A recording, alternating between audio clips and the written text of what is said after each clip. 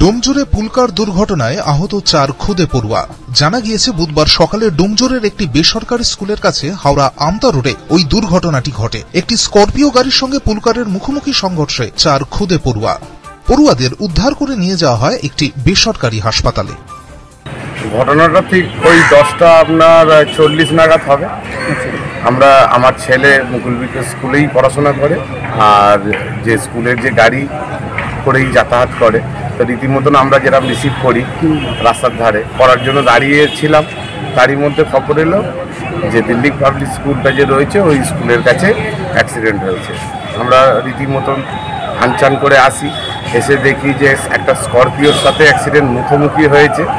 মূলত যেটা আমরা বুঝতে পারলাম অ্যাক্সিডেন্টটা হওয়ার কারণ দেখে, যে দিল্লি পাবলিক স্কুলের কাছে যেইভাবে অবৈধভাবে পার্কিং করে রাখে এই যে গাড়িগুলো, এগুলো হচ্ছে আপনার দিল্লি পাবলিক স্কুলের যে বাচ্চারা পড়ে তাদের গার্জেনদের গাড়ি।